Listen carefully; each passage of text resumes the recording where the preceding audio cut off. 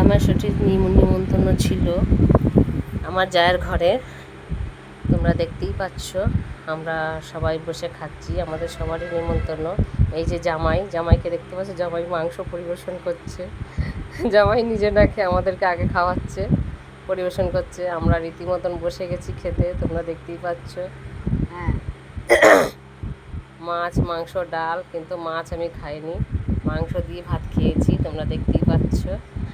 আর সবাই মিলে খাচ্ছি। পাশে আমার বড় যার ছেলে, আর ওটা হচ্ছে আমাদের বৌমা, আর পেছনে আরেকটা বৌমা, তোমরা দেখতেই পাচ্ছ।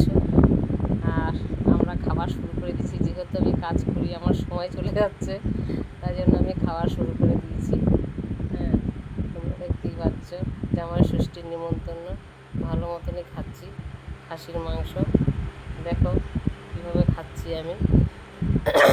যাই হোক, সবারই তো হয়তো আজকে নিমন্ত্রণ আছে, সবাই যার যার বাড়িতে খাওয়া। আজ প্রথম আমি জামাই ষষ্ঠীর নিমন্ত্রণ পেলাম আমার জায়ের ঘরে, খাচ্ছি। তাই খুব তাড়াহুড়ো করে খাচ্ছি, কারণ হচ্ছে আমার কাজে ওখানে যেতে হবে, ওখানে দেরি হয়ে যাচ্ছে, একটু বেলা হয়ে গেছে, তার জন্য তাড়াতাড়ি করে খাচ্ছি, তোমরা দেখতেই পাচ্ছ।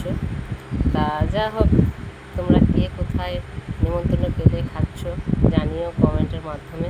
পাশে আমার যা খাচ্ছে, দেখতেই পাচ্ছ, ওটা আমার বড় যা। ছোটো জায়ের ঘরে খেতে এসেছি, ওটা আমার বড় যা। তোমরা দেখো। Tata, bye bye.